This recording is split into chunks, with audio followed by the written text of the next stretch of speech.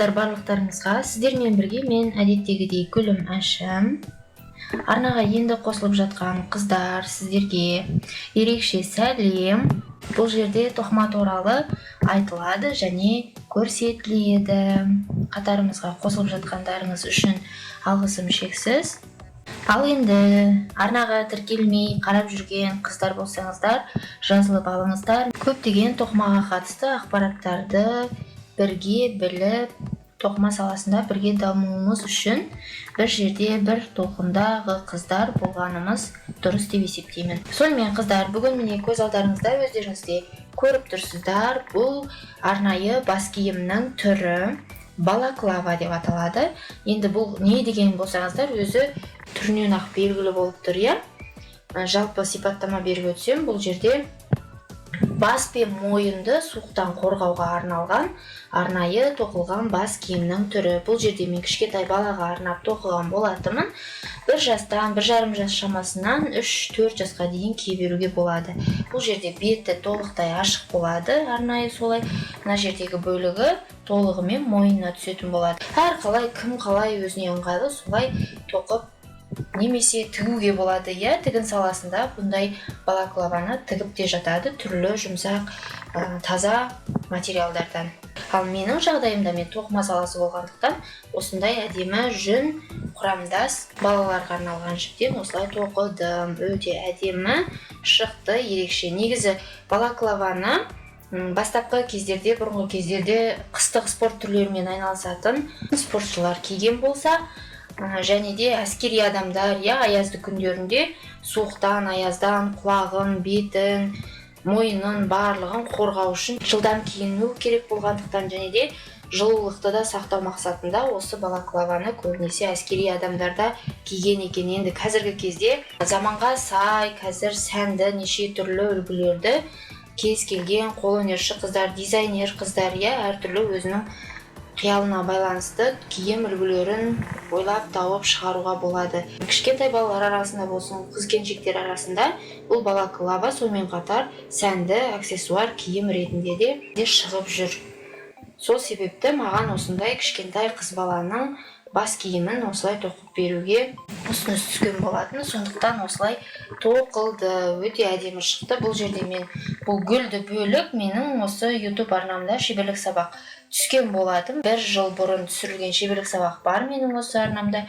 Бірақ мен бұның қалай тоқылатындығын ұмытып қалыппын да. Өз шеберлік сабағымда бастан аяқ үзбей қарап шықтым. Содан кейін барлық есіме түсті.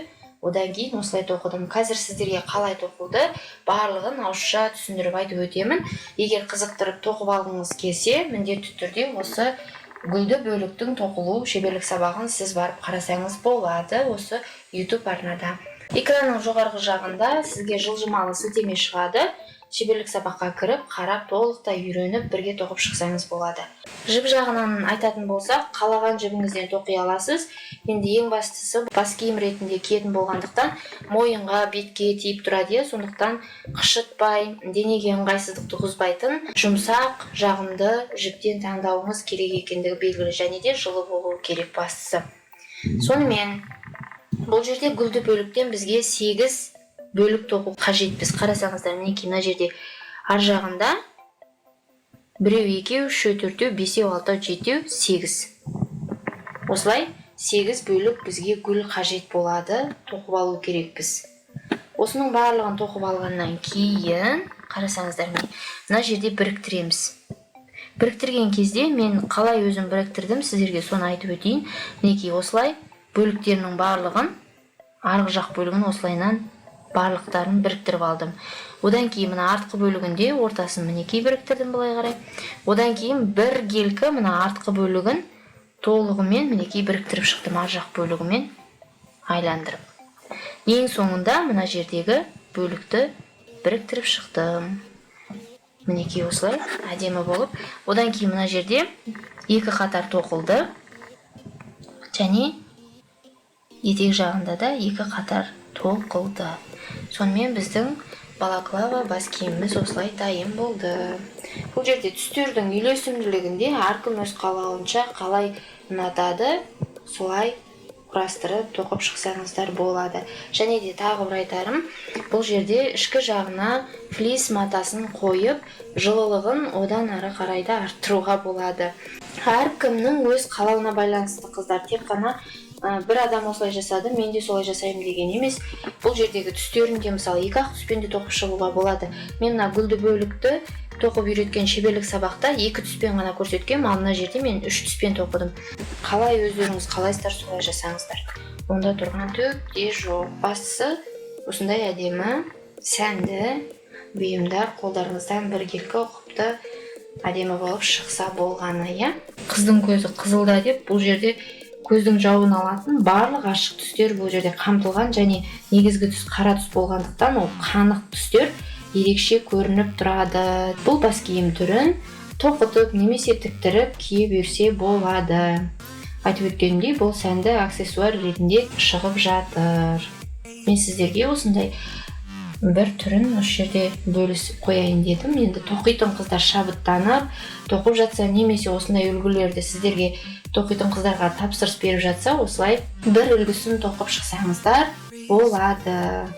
Барлықтарыңызға сәттілік. Сонымен қатар қыздар, бұл гүлді бөліктерден тек қана осындай бас киім ғана емес, түрлі кеудешелердің, тіпті жеңді киімдерді де осылай құрастырып тоқып шығуға болады.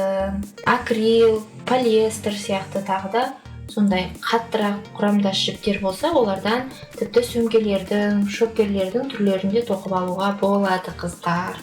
Оны да ескеріңіздер.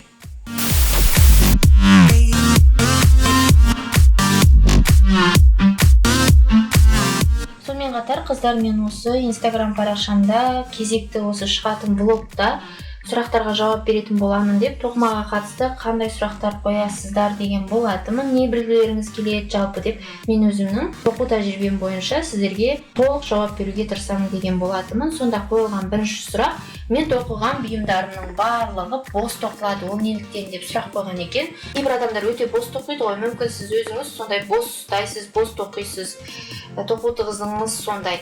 Ал бір жағынан мүмкін біздерді дұрыс таңдамайсыз. Сіздің жібіңіз жіңішке, ал тоқитын біздеріңіздің өлшемі жуан болуы мүмкін.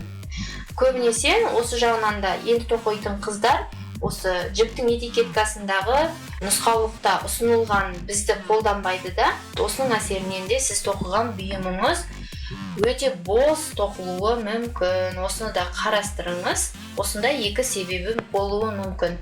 Енді тоқып жүрген болсаңыз, уақыт өте келе өзіңізге ұнайтындай қылып, кез келген киімді, кез келген бұйымды өзіңіз қалаған тығыздықта тоқып меңгеріп кетесіз.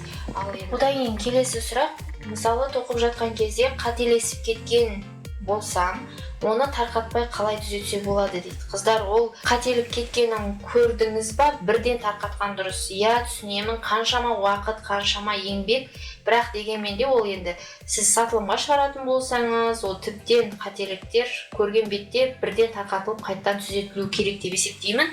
Өзімнің тәжірибемде де қателік кеткен кезде бірден тарқатамын. Ол қаншама еңбегім деп мен оған жыламсырап үйтіп отырмаймын. Бірден іске көшіп, тарқатып қайттан орнына келтіріп, дұрыстап тоқып шығуға тырысамын. Сізге де солай кеңес беремін. Ал енді тоқып үйреніп жүрсеңіз, қатеңізді біліп тұрсаңыз, келесі тоқыған кезде соны қайталамауға тырысыңыз. Ол сатылымға шықпайды. Өзіңіз ғана киетін болсаңыз, енді оны өзіңіз ғана білесіз негізі. Ол қателіктерді көпшілікте байқай бермейді. Сатылымға шықпаса, өзіңіз ғана біліп тұратын боласыз ғой ол қателігіңізді. Сондықтан келесі тоқыған кезде ол қателікті жібермеуге тырысасыз. Келесі қойылған сұрақ, екі қыз бірдей қойыпты осы сұрақты.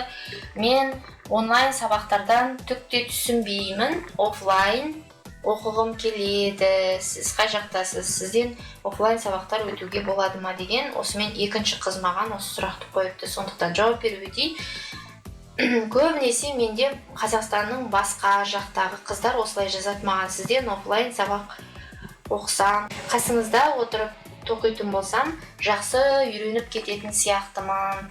Онлайн сабақтарда көбінесе қысқартылып жатады, кейбір жерлерін көрсетпей жатасыздар ғой, сондықтан түсінуім қиын болады деп. Мен олай ойламаймын. Ол меніңше сылтау сияқты көрінеді. тоқып үйренемін деген нақты мақсаты бар қыз ол онлайн офлайн деп бөлмейді, барынша үйренуге тырысып жолын табады деп ойлаймын. Офлайн сабақтарды әзірге ұйымдастыру жоспарымда жоқ, тек қана осылай сіздермен YouTube арнам арқылы байланыста боламын. Менімен бірге осылай онлайн тоқысаңыздар болады. Барлық сұрақтарыңызды, өздеріңіздің ойларыңызды, көзқарастарыңызды пікір қалдыратын жерге қалдырып, лүпілдеріңізді басып, кері байланыстарыңызды жасасаңыздар, мен әрқашанда сіздерге жауап беремін. Ал тапсырысқа қатысты, жеке мәселелерге қатысты ұсыныстар болып жатса, онда менің осы YouTube арнамның басқа жағында, Instagramға да, WhatsAppқа да тікелей сілтеме қалдырылған, сол арқылы да менің өзіме жеке жаза аласыздар. Осындай бүгінше 3 сұраққа мінекей жауап бердім сіздерге. Келесі блогтарда, шеберлік сабақтарда қосылғанша сау саламатта болыңыздар.